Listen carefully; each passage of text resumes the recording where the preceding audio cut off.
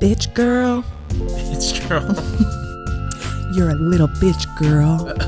Demonetized immediately.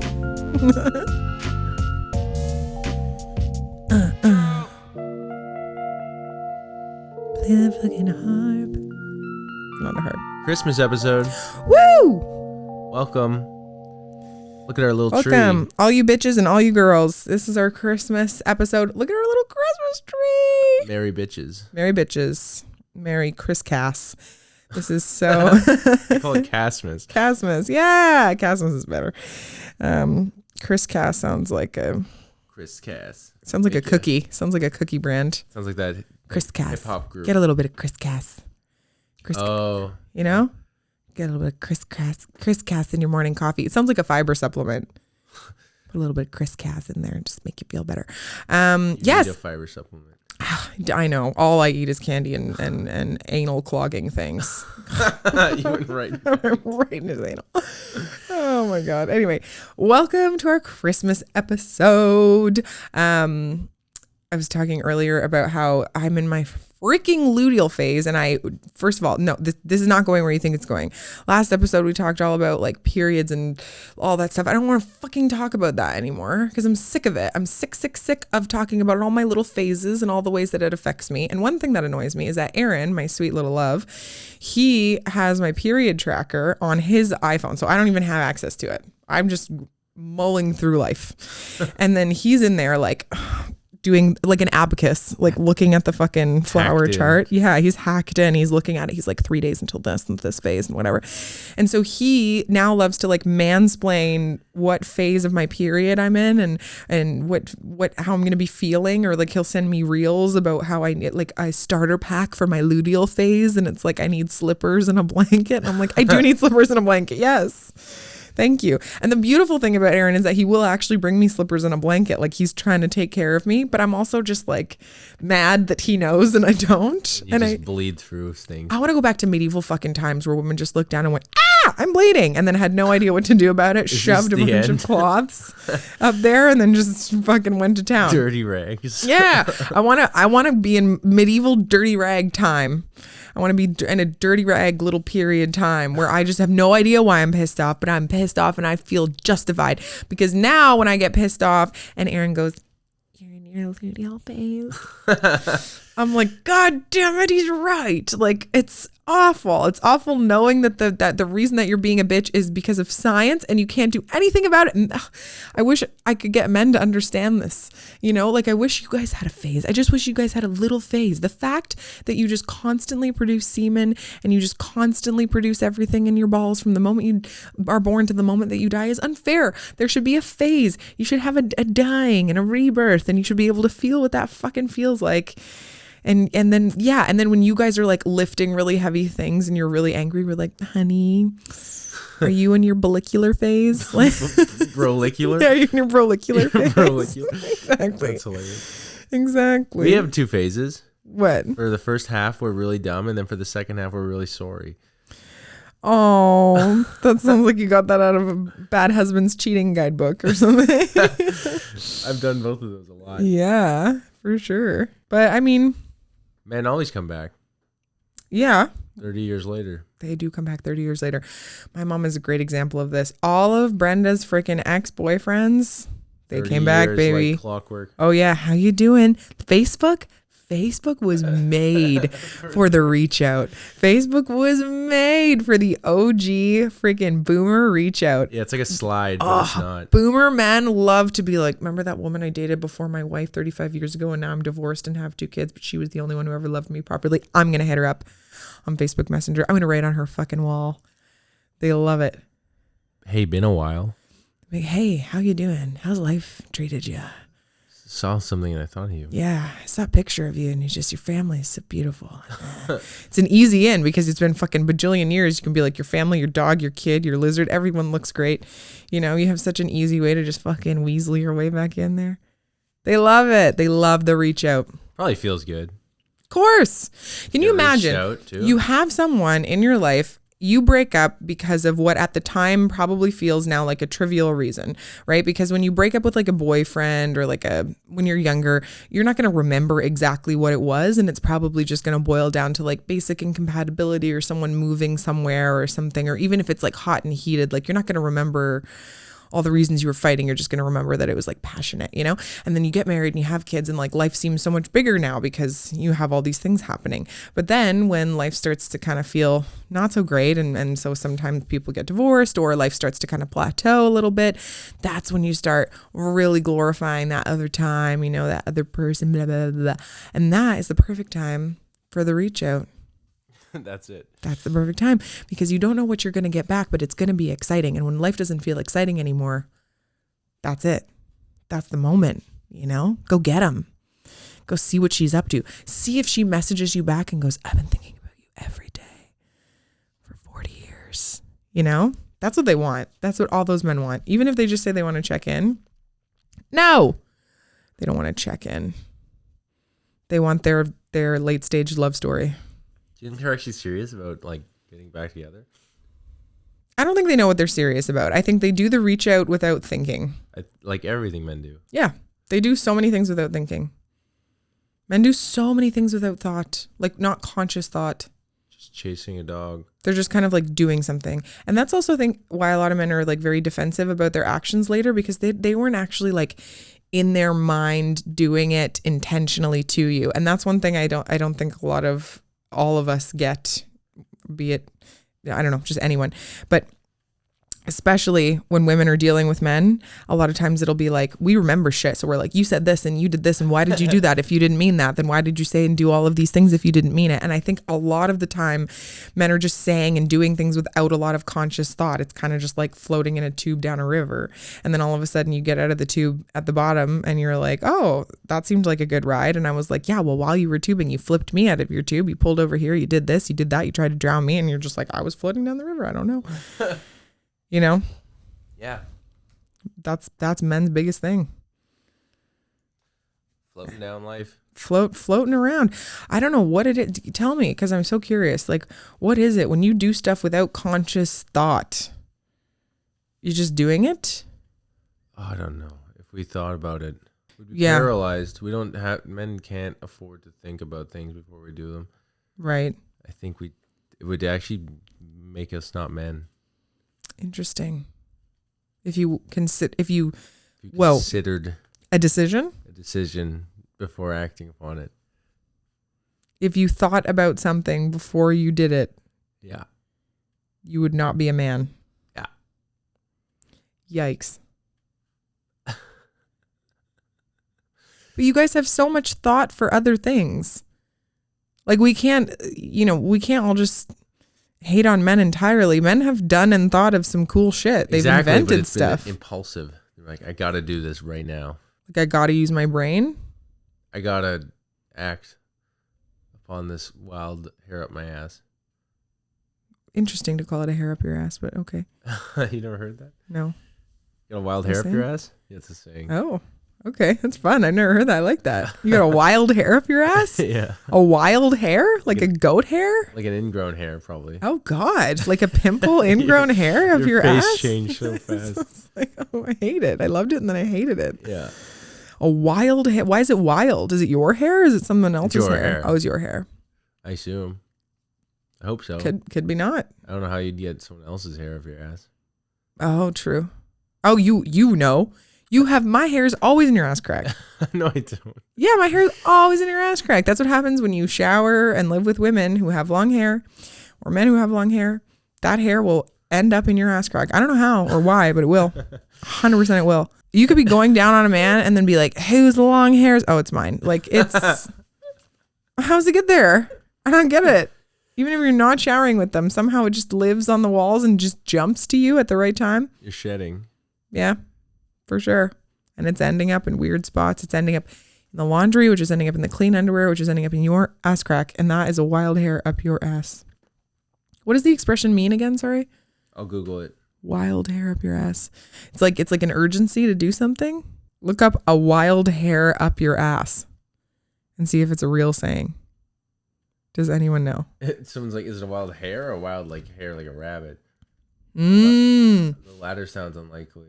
No, a rabbit would make more sense because that's why you have a get up to go. Get up and go. Like if you wake up out of bed and then a bunny came right up your ass and was like jumping around, you'd be like, all right, I have to invent the wheel. I have to find electricity. Time is being wasted. An action of a sudden and unexpected nature, something done by a person that is uncharacteristic for that person to do. Sam out of nowhere got a wild hair, but his ass moved to Dubai to study. Wow, I think our examples were like inventing things, and then Sam's going to Dubai. That's what his wild hair up his ass is about. Interesting. Yeah. No, anyway, back to the original point. I just feel like men are just doing things and not necessarily thinking about them. And then when they're asked later, like, why'd you do that thing? It's like blacking out. I blacked out. I just did it. I don't know. And then they want to back it up because they're like, in their mind, they're like, I should have a good reason for why I did that thing. But then they don't. So then they have to like justify it or like go around it or find other things, you know? So interesting. It's interesting. The whole thing, the whole dynamic of it all. And then women spend so long analyzing everything men are doing. And it's like, there's no analysis needed. It was just happening. It was just happening. And then it was probably just based on a feeling.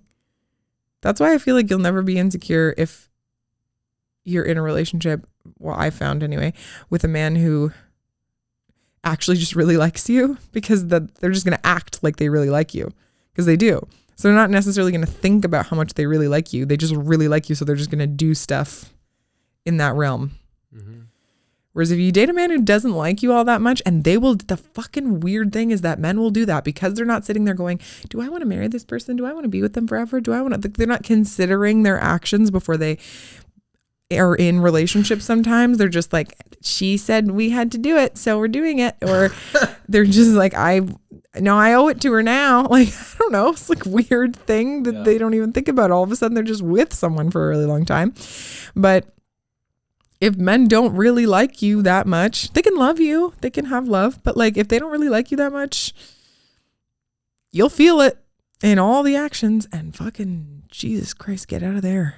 Yeah. What a terrible time to be around anyone who just really doesn't like you, because it is going to show. It comes out of you. Well, and also, I was thinking about this the other day, but like, people will know you even if you don't know you. So if you don't know what's going on in your brain or how you feel, or if you feel weird about something, other people will actually figure it out, because other people are quite smart when it comes to reading body language and signs and facial expressions and actions. And even if they don't want to admit it to themselves, or if they do, they will be able to kind of see how you feel about them. Whether they admit it to themselves, whether they talk to you about it, okay, or whether they're conscious of it, I don't know. But people can feel when people are not being genuine, and they can feel when people are pulling away from them, and people respond to that in all different kinds of ways. But you always know a little better than you think you know. And when you trust that you know it, when you trust that you know other people and you can kind of see what's happening, I don't know. I feel like you can get to I don't know. You can't really actually do anything with it, because you're still going to be in a world full of people, and some of them you're going to have one idea about and then another idea. But I guess my point is, if you decide to go out into the world and you don't actually know how you feel about someone or something, or you're just kind of like unsure, everyone else will figure it out for you. Kind of decide for you. But again, what everyone does with that is a big mixed bag. Talk about Tim Allen Christmas. Oh, yeah. Tim Allen Christmas. So Aaron doesn't have Christmas, hasn't had Christmas growing up. Christmas stopped when he was about 3 years old. Sweetheart. Mom killed Santa. Yeah, his mom, I didn't know if you wanted me to say it. His mom said that she killed Santa. She killed him. She murdered him, and he was not coming back. So Aaron didn't have any Christmas. And then last year I was like, we're going to do Christmas, because I freaking love Christmas. And yeah, I don't care who knows it. I think it's very special and very fun, and it's a good time to celebrate. And I totally get it if you don't like it or you don't celebrate it. But I'm in a very happy Christmas bubble and I love it. Yeah. So I showed Aaron Christmas and we did all the traditional Christmas things. We got each other cute gifts. We did all the outside stuff. We had a lot of fun. And we went to the Christmas market. It was so sweet and so fun. And then this year, I feel like we just had to get a little bit more specific and more niche with it. So we did. And we had a Tim Allen Christmas. If you don't know, Tim Allen has multiple Christmas movies, namely the Santa Claus series and Christmas with the Cranks. Yeah, so that's really it. There's not much more, but Tim Allen is the best. And we just decided that we wanted to get high and be comforted by Tim Allen. And so we've just been having weed drinks and watching all of the Tim Allen movies. Tim Allen is everyone's dad. Tim Allen is cranky. Curmudgeon, but he's a working dad. He's a suburban working dad. He's the perfect dad who's in the suburbs, living his life, loving his wife, but in a sarcastic way. Never don't give her too much, And then he drives into the city to do his big corporate job, and he kind of fits in there, but not really, because I gotta go, boys. I gotta go home. Sometimes he has to stay late, but he fucking makes it home. And then he goes home to his house in the suburbs and he's like, yeah, this is my fucking little castle. And he sits there and he's like, this is actually the life. And he's a little sarcastic and a little wry about it. And he'll crack a little quick wit every once in a while with the kids or with his wife. And she rolls his eyes, but she loves him because he's a fucking provider. And he loves Christmas. He loves Christmas. He wants Christmas to be special. He's also okay with burning the turkey and being like, what the hell is that? But Christmas is special. Christmas is sacred. Sacred, yeah. And he's always kind of got his thing going on where he's like, what? And he doesn't know what's happening and he's always kind of pissed off. But he's like, oh, but we love it, don't we? Now you're just talking about your dad. That's the thing. Tim Allen is my dad. Tim Allen is so many of our dads. That's why he was massively successful in movies as dads, because we all went, that's my dad. He's specifically your dad. He is my dad. 100% my dad. My dad has all of Tim. I think my dad's personality is largely based off of Tim Allen. Who came first? Probably Tim Allen, and my dad probably saw Home Improvement one too many times and was like, that's actually me. Oh, I gotta see that movie. I haven't seen that one. Yeah. Home Improvement's a show. Oh, he's in it? Yeah. That was how he was a comedian and an actor, but Home Improvement was like a big... Like it was a real show? Yeah. Oh, that's crazy. Yeah. The other day, Aaron asked me, he was like, is Tim Allen mostly known for his Christmas stuff? But no, I would say no. But he did very successful in the Santa Claus series, and Christmas with the Cranks is a great movie. You can tell that the real life Tim Allen loves Christmas and is like, fucking yeah, I'll do a Christmas movie. I want everyone to celebrate. Yeah. I want the kids to have fun. I love Tim Allen because he does. He reminds me of my dad. My dad his response to things very much the same way Tim Allen does and has kind of the same facial expressions. I love both men. Yeah. Yeah. Tim Allen and my dad. Yeah. Your dad really grew on me a lot. You did? Yeah. What'd you think of him when you first met him? I always liked him, but he's a curmudgeon with his 3 little dogs. 3? 2. 2 little dogs. Yeah, I have a dad where if you are not out of bed at 8 a.m., it's a personal insult to him. But once you are out of bed, everything is fine. Your whole life is back to normal. Like if you are sleeping in, you have now ruined his whole life, and he will yell and scream at you until you come out of the bedroom. But once you are out and having quality time with the family, having a poached egg and a piece of toast, you're better good. Get in here and have a poached egg. You're fine. You're fine. Totally fine. Different game. So my dad would like in the morning, like when Aaron and I are there, he's like banging on the door. He's like, get up. But actually sometimes now, as in his older age, he's a little bit more like, you guys are tired. You work hard, sleep in. And that's actually very jarring for me because my entire life, like I'm used to my dad being like, kid, you gotta get out of bed. And just always like freaking out, coming into my room, being like, get out of bed. Like just having to pull me out of bed. And I have a sister who's 12 years younger than me. So he never lost that quality when I grew up. Like when I reached 18, he just stayed in it because he had to do it with another kid. He had to drag her out of bed and both of us never want to get out of bed. And he's like, get out of bed, let's go. So he just developed this as like a personal habit, to the point too where when we were home, if he would plan things like we were all going to have like a day out together or whatever, we all had to get up because we had to go out. And like my sister's graduation, we all had to be out of bed. Like we were so early. My dad has us so early for certain events. If the doors to a show were at 6 and the show was at 7, we would need to be there at 5:15. Like it's crazy. And me and Aaron are not those people at all. Like both of us are like, no, like we will show up on time, maybe late, but if it's important, we'll be on time. But we're gonna be 15 minutes early. We don't need to be an hour and a half early. So my dad just always, that was it. It was like, yeah, out of bed. And then once you're out of bed, he's chill with you. But recently in his retirement, and because he doesn't actually have someone to do that for anymore, because my sister's now in university, he has chilled out a little bit. And so yeah, when we were home for the holidays, he was like, you guys sleep in. And I was like, who's this man? This is creepy. Is this my dad? I came out like scared in the morning. It was like 10 o'clock. I was like, I thought he was going to be hiding behind some corner and be like, well, good evening. I was like, nope. He's actually fine. And then the thing is, like, if he hears this, or if I say this to him where I'm like, yeah, you love to get everyone up so early, he'll just be like, he'll do this. He'll be like, was I so awful? Am I so terrible? Am I so awful? I'm like, no, you're not awful at all. It's just a quirk that you have. And he'll be like, oh, all the time. The only acceptable thing to say to my dad is, I love you. You're amazing at everything and you've never done anything wrong. And then he would be like, okay. I knew it. Yeah, I'd be like, I've known it all along and it's taken you guys a long time to get there. Around. But I'm glad you figured it out. That's hilarious. Actually, if I said that now, he'd probably be like, why are you making fun of me? He would think I was making fun of him. My dad's a sensitive man. He's a sensitive curmudgeon. Yeah, always. Yeah, curmudgeon. Aw. He's mush.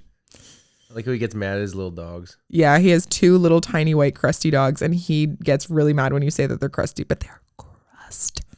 They're crust and dust. They are just the coiliest, crustiest little wire. I swear to God, they have a whisker coming out of their eyes. Like it's like wiry things, and then like just crust all the time, and like weird underbites, and the teeth are everywhere, and they're like. They eat underwear and they get into the garbage and they're just gross little cretins. And he's always mad at them, but always loves them. Like he's always cuddling them. But then when they're outside and like misbehaving, he's always like, boys. Because there's Jake and Coco. They're 2 little boys and he's always just like, boys. Yelling boys at them. And they're just called the boys. They don't have names anymore. They're just the boys. These crustiest little white dogs. My dad loves them so much. It's really cute. I love them too. Yeah, I know. They love you. Aaron loves Coco. Coco is he's the leader, Coco. We call him Coco Nuts, but Aaron loves Coco. Like Aaron just carries Coco around like a little wet blanket. It's so cute. I love a crust. Mm-hmm. You love a crust, boy. I love the dogs you think are the cutest are the crustiest ones. Grilled cheese with the crust and on. Yeah, and it's not even ironically. Extra crust. You love extra crust. You love a thick crust. Yeah. Thick crust dog. Deep dish. Yeah, deep dish thick crust dog. Yeah.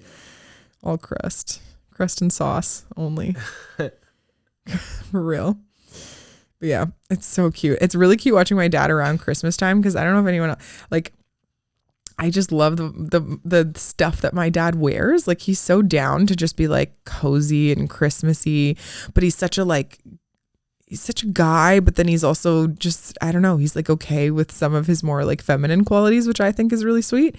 Like my dad will show up anywhere in like a full denim tuxedo and a cowboy hat. And he's like from Calgary and he's like, he likes to fix things and tinker with stuff. But then he's also drives like a blue, like bright blue sparkly Jeep.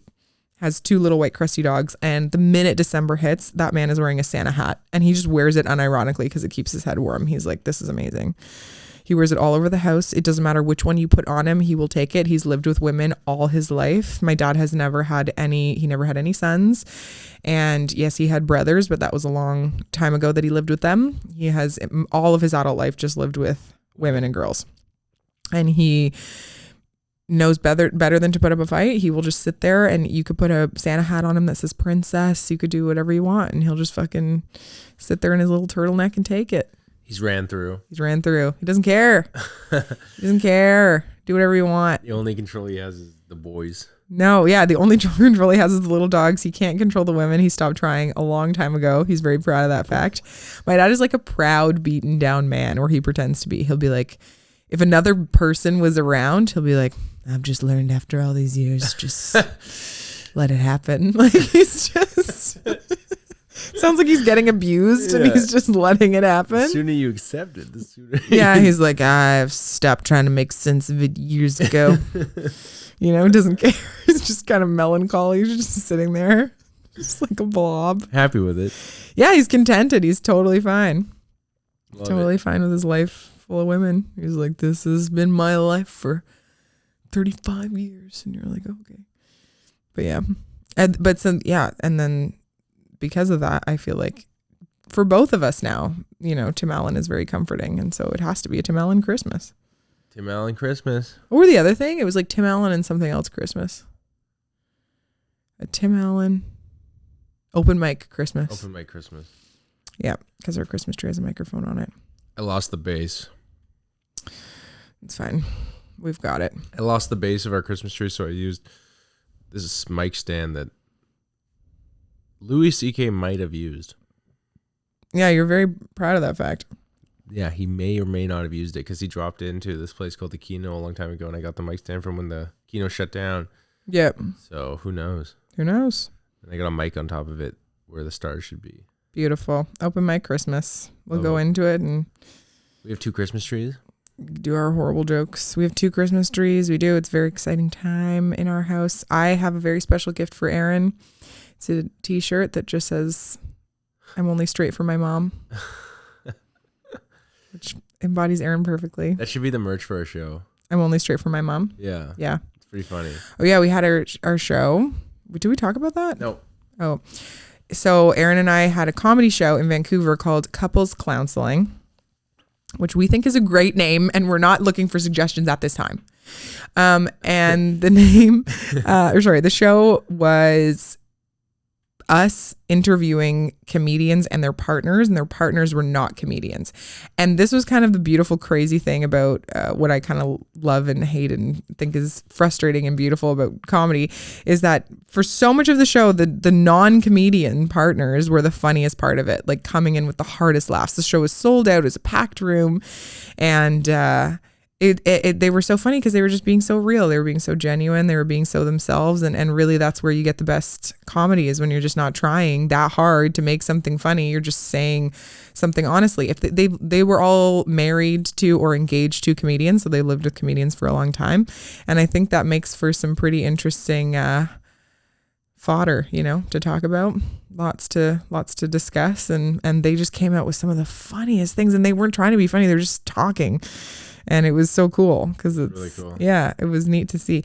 But Aaron chose, while hosting the show, to be the most honest he's ever been about his life, which was fun. Gotta tell him how it is. Gotta tell him that you cheat on every girl you've ever been with. Yeah, that's what Aaron said, which, I think made everyone in the audience a little nervous for me. I became the antagonist. Kind of, yeah. Yeah. But not really. You were still being a sweetheart. Yeah, but they didn't care. Yeah. They were kind of like, what's up with this guy? I liked it. You did? You like being the antagonist? I liked the energy I brought. I like the energy you brought too. It was like hyper me. Hyper you and very honest. And it was honest in such a cute way. I told my best friend about it afterwards, and she was like, Aaron's a cartoon. And I was like, he really is. I'm a cartoon that's He's a cartoon. Written by women for men. Yeah. Right? That's what you said. Written by women for men, for sure. You were written by a lesbian as a character in a book about 2 gay men. And I'm the other gay man. Pretty much our relationship. 100%. We're fanfic, lesbian, gay. Yeah. Listeners we have. I know. It is true. It is. Yeah. That's the best way to describe us. It's the best way to describe us.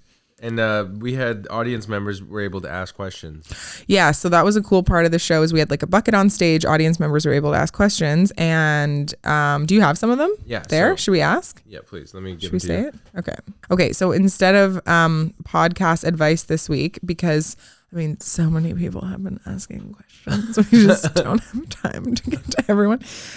Instead of answering random Reddit stories, we are going to, instead of doing questions this week, we are going to do some of the suggestions that we got for the show. So these were asked, some of these, not all of these, were asked to the comics on stage. But I think Aaron and I can answer them as well. So whose idea was it to do the show, the Couples Clownselling show? I think it was yours. They gave an incentive. Yeah, and then we talked about having a show and kind of came up with it together. But I do think I'll it was... do anything for an incentive. Aaron will do anything for $100. Oh, yeah. He'll do anything for $50. Less. Too many things. Exactly what you're thinking of. He'll do it. I was like, well, let's write a show. And then we did. And we did write a show. And it was very fun. We didn't write a show. We just kind of like came up with the format and then went on stage and got loose with it. It was very fun. I'm loose right now. Ugh, you're always loose. Okay. I want less. My partner wants more. What should we do? That's so cryptic. Sad. I want less. My partner wants more. What should we do? I think they want sex. I think they're talking about sex. Oh. Unless they're not. I want sex less. My partner wants sex more. If you want sex less. I think you already had someone. This was a question. The last episode. Uncomfortable. If you want less of your partner in any way, then maybe that person shouldn't be your partner. I don't know. If you don't want ma of someone, then how do you like it? I think it's okay to. It's okay. Like we've talked about this before, I think on here, but it's okay to think someone's awesome and like very cool and great. But this was what I was talking about earlier. Like if you don't know you, other people will know you, but you do know. You do know how you feel. And if you don't want to be around someone as much or you want less of anything with a person, maybe it's a good sign that that's not the person for you.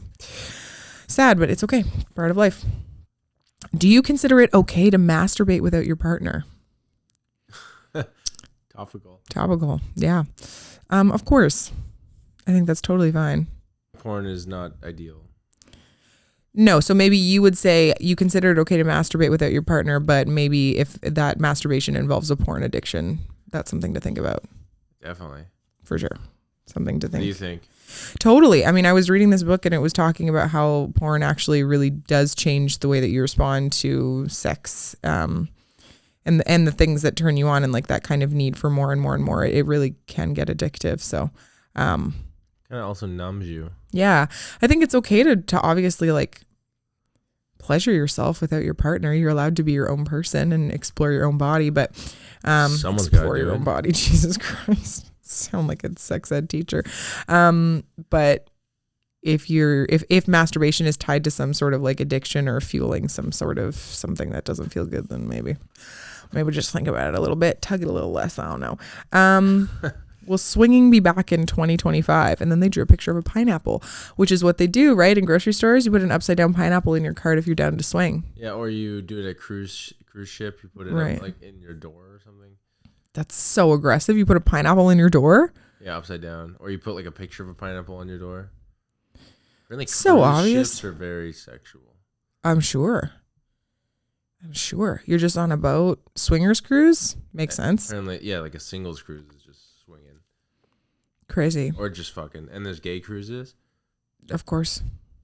You want to go? That sounds dope. Yeah. Will swinging be back in 2025? What do you think? Swanging. I think it's back now. You just don't know about it. But do you think it's going to be mainstream? I think it's already kind of mainstream. Swinging is just the boomer open relationship. Yeah. Do you think poly is going to be the thing? Yeah. Swinging is boomer poly. It is. The boomers don't call it polyamorous. They don't call it open relationship. They don't call it any of that. They just say swingers, key party. Let's go. Let's swap and go. And I actually think, I know that our any generation below boomers gives them a really hard time. Fair enough. Fair enough. But one thing they really got right is swinging.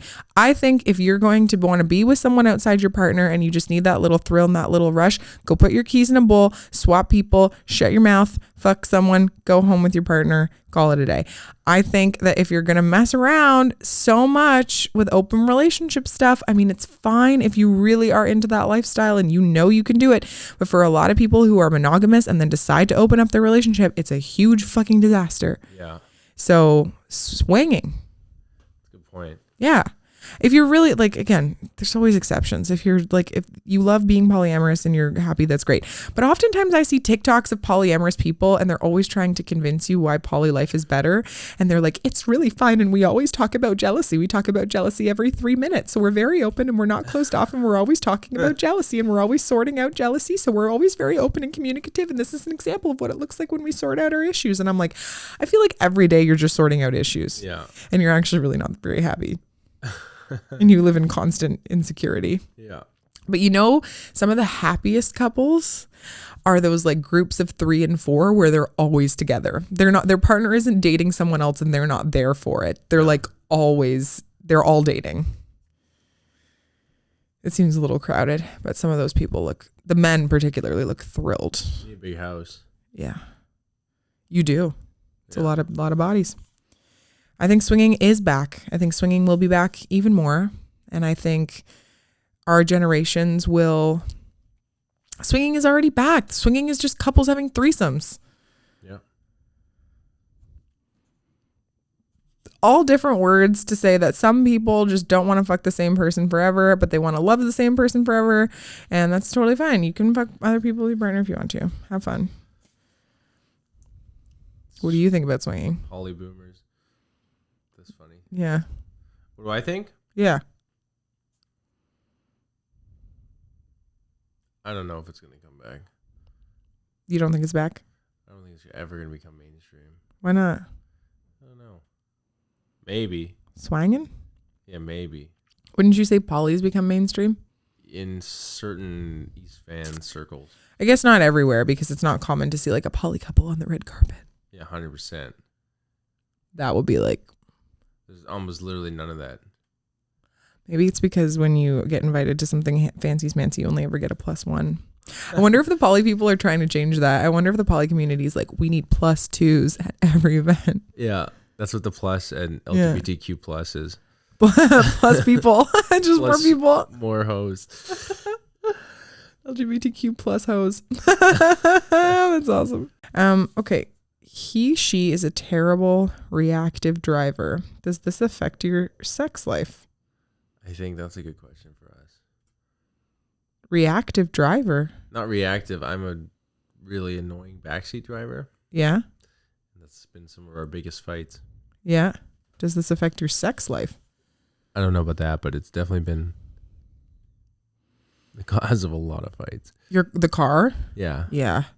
The funny thing is that you, as soon as the world has a little karma slice for you with this, because anytime you criticize my driving of your car, which is because your car is ancient and you have to turn on everything manually, and there have been times that it's not that old. It's fucking ancient. Anyway, I love the Yaris. Don't get me wrong, I love the Yaris. Shout out Yaris. It's a lot of car. We have a 2007 Toyota Yaris and it's amazing. It's honestly an incredible car. It's gotten us through so much. But when I first started driving it, I wasn't used to the fact that there were so many things about it that were not automatic. And that's me not, having driven a car like that in a while. And yeah, it needs some TLC sometimes. And anyway, or I was driving it perfectly normal and fine, but Aaron is extremely critical of anyone else who's driving his car. Me, his brother, like anybody. He just cannot handle people driving his car. And so I was like, okay, don't let me drive your car. But then he was like, I want you to drive my car. So it just became this like whole debacle. But anytime he would make fun of me for something, like I forgot to turn the headlights on once, the next day someone like honked at him on the road and they were like, hey, your headlights aren't on, when he was driving. So I feel like anytime you make fun of me for something or you're just like pissed at me for something, almost the next day you forget you do the exact same thing, but someone else on the road calls you out for it and it's awesome. But yeah, I don't know. I don't think it affects our sex life. You probably weren't going to have sex with me after I backseat drove so much. One day? Yeah. Okay. No, I wouldn't say it affected our sex life on the whole. I ruined it. But yeah, I don't know. Next question. Yeah, weird. How to know when to make a prenup?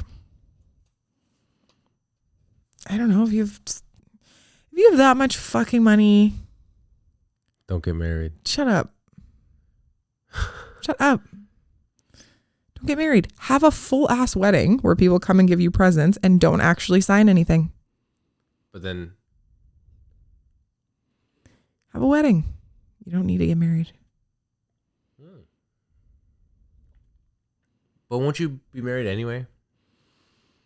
Maybe, but if you're married anyway in your common law, like, I don't know. I guess I don't know enough about prenups. I'm too stupid for that. You're not a lawyer? No. I mean, I know that for a lot of people who have like family money and wealth and stuff, it's like important because it protects. I've heard it's standard now. Mm-hmm. And for a lot of people it is. I don't have anything to nup, so. But you could one day. Sure, but if I do. Say you make it big. Yeah, but you'll be with me that whole time. 100%. But then I get furiously jealous and I'm like, I want all that money for myself. I mean, I hope you wouldn't do that, but also if we came up together, like, it's ours. It's 50-50. Yeah, that's true. You know? What if I want 100? 100%? Yeah. And leave me with nothing? Yeah. Then I'll have been really stupid to have spent my life with someone who would do that to me. Oh. But that's, you know. My partner is really... Okay, next one. What made you decide to be together? I want you to answer first. You want me to answer? Yeah. Oh, I was drawn to you, and I loved listening to you yap, and I loved your advice. I was like, we need to put this on a podcast. No. I loved your advice and your ability to, like, know perfectly what you're saying the second it leaves your mouth with, like, almost very little buffer time. You're just like, I have the perfect thing to say right now, and it's always the perfect thing to say. That's really sweet. And I'm like, let's just let her let her give you advice and your life will get so much better. And it really did. Aw. Yeah. That's really cute. That's what made you decide to be with me? Yeah. I was just like, want to be closer and closer. Aw. That's really sweet, honey. I definitely don't feel like I always say the perfect thing at all, especially on this podcast, but yeah. I appreciate that. I appreciate you seeing that in me. What made me decide to be with you? I mean, it wasn't really a decision. It was the same thing. I just felt very, very drawn to you all the time. I wanted to be around you all the time. I wanted to talk to you all the time. I loved what was happening between us. I loved spending time with you. I loved love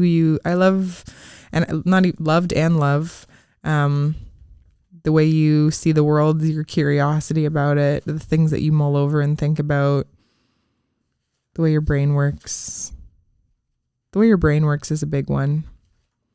I really like the way your mind works. Me too. And I think when you really like the way someone's mind works and you genuinely admire that, which has never really happened for me with a partner. 100%. I've enjoyed people and like really liked who they are and, you know, thought they were nice or kind or interesting or whatever.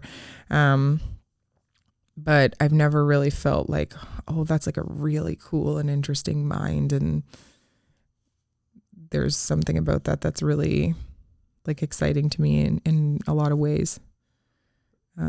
Totally. I agree. You're so quick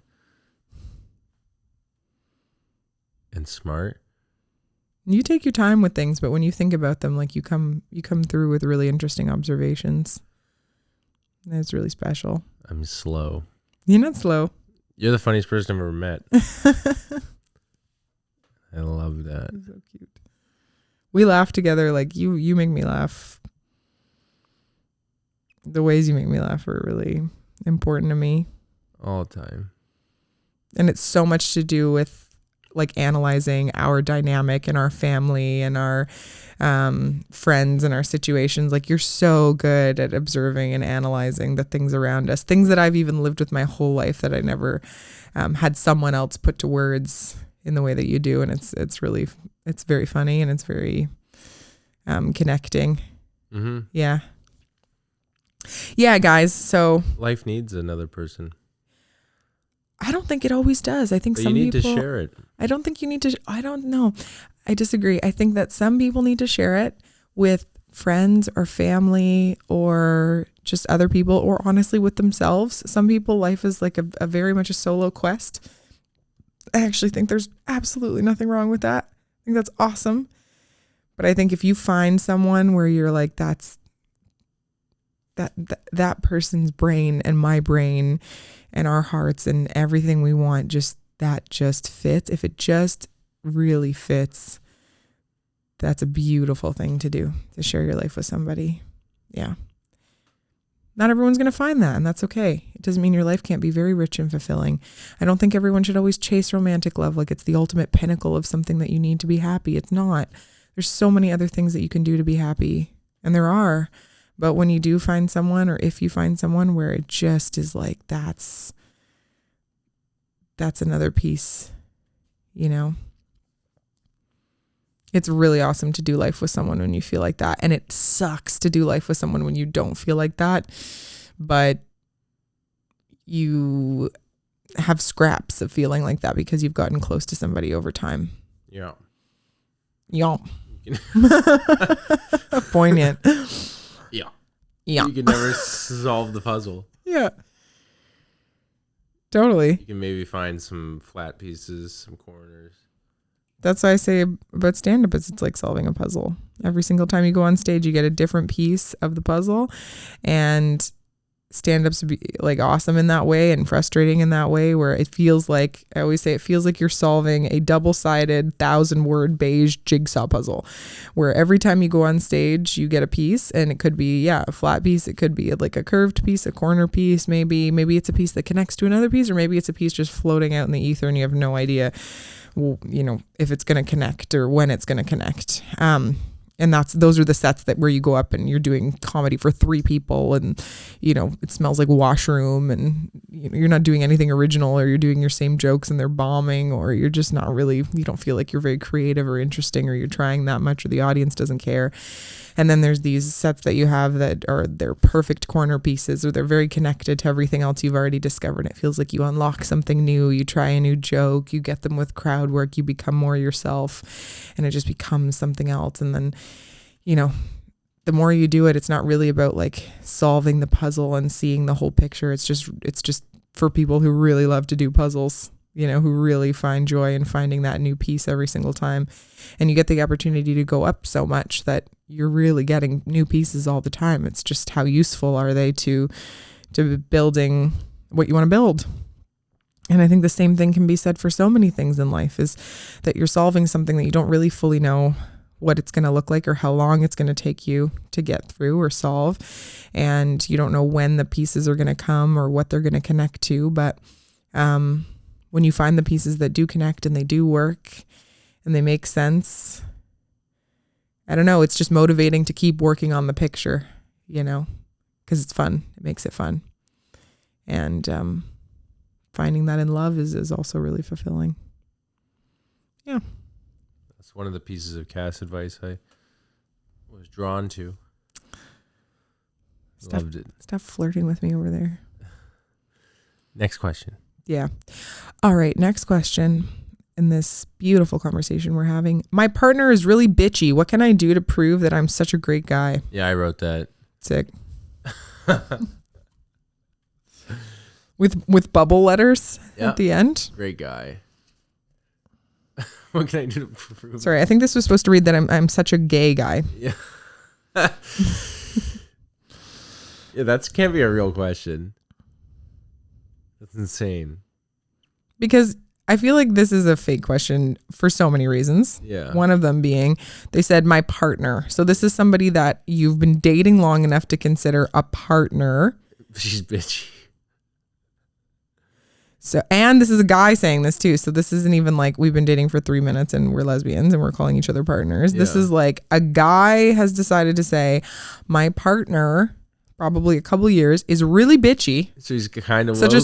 a superficial, yes, kind of woke, and then really bitchy, just right back down in the dumps. And also, when you've been with someone for 2 years, and Aaron and I have not even been together 2 years, and the way he describes me is that beautiful explanation that he just gave about brains and advice and being drawn to each other. And this person just said, my partner is really bitchy. I just don't feel like really bitchy is how you describe a partner after 2 years. She could be really bitchy. Maybe she's a bitch. And maybe he's a great guy. You really? Maybe. Then break up with her. Why are you with a bitch? Some guys love bitches. They do. But then you don't want to prove to them that you're a great guy. Yes, The men who love bitches do not all of a sudden want to turn around one day and have her go, actually, oh my God, my sweet baby love, I realize that you're amazing. They always want to be chasing that bitch. They always want that little slice of approval from that bitch and then go right back to being a bitch because their moms were probably really angry at them. And all men have weird shit going on with their relationship with their mother. And so they probably love that their wife is bitchy because their mom was bitchy, and that's how they know that they get love is by, softening the bitch just a little bit. They don't actually want to get through because if they did, they'd be like, ew, gross. You don't want to crack a bitch. No. Just soften her. Momentarily. What can I do to prove I'm such a great guy? Nothing. Just either break up with her if you don't like her, or if you do like her. You could simp hard. Yeah, you could simp harder. Simp harder, and it's so hard to be such a bitch if you're just simping. Yeah. Yeah. Do you think I would be a lot more of a bitch if you weren't simping for me? Probably. You probably have been in the past. Yeah. To other people. Yeah, I've you could oscillated. Probably be a bitch while someone's simping for you. I've oscillated between trying to be like a real softy sweetheart and maybe being a bitch. I don't mind bitching. I know. Cut out that earlier part. Mm-hmm. Do you think I'm a bitch? No. Kinda. Sometimes. You're kind of a bitch sometimes. Exactly. I can be infuriating. Yeah, and a little bit of an asshole no one knows about. Secret asshole. Undercover asshole. You are an undercover asshole. You're a total undercover asshole. People see it sometimes in small doses, but not very often. No. Because outside of the house, you're just such a sweetie. Chill. You're like, yeah, I'm chill. And then people always say this to me. People always be like, wow, Aaron's so chill. I'm like, yeah, to you. You should see what he's like at home. It could be 3 a.m. and this man is like, we need to mop the floors now. Get on the couch. Get on the fucking... He's like, you're not helping me. You do this. If you're in my way? Yeah. Then what? Then what are you even doing? If I'm in your way, then it's like I need action. Yeah, I need action. That's what he said to me once. I was making a whole Thanksgiving dinner for 10 of our family, and I was starting and prepping everything in the morning, and then Aaron came in and started changing everything I was doing, like to the point where he was changing like the temperature on the stove and was like anxious about the day and was like, we're going to do it this way. Like he wanted to make the dinner, but I had been prepping to make the dinner. My mom had been helping me and giving me advice. Like I wasn't just not taking this seriously. I was going to make the dinner, and Aaron was going to do a lot of other nice stuff to prepare the house. And he was all up in my space. And then he was like, I need action. And I was like upset. And then I was like, you get out of the kitchen. I had to out bitch him because I was being a soft girl. And soft girl was not working for this because Aaron was going to completely take over, light the turkey on fire. And I was like, okay. And it was actually my mom. I called my mom. Mom, I was like, Mom, Aaron's taking over the whole house. My mom is, I feel totally comfortable doing that because my mom is very non-judgmental. She understands that people get upset and heated and would never take it out on him. And so she was like, it's okay. She was like, leave the kitchen, go upstairs. So I went upstairs and she's like, men get like this around big occasions. They get very anxious and nervous and they start needing to change and do everything. It's because he's nervous. You need to go downstairs and say, if you want to cook the dinner, then you can cook the dinner and I will leave. But he doesn't cook usually. And so she was like, he has to let you do it and he has to let you lead. And then if he really wants to, he can cook it next year.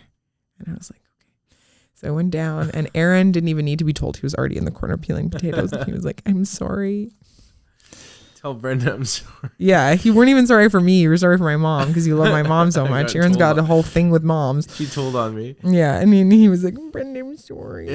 And then you were a nice guy, and I made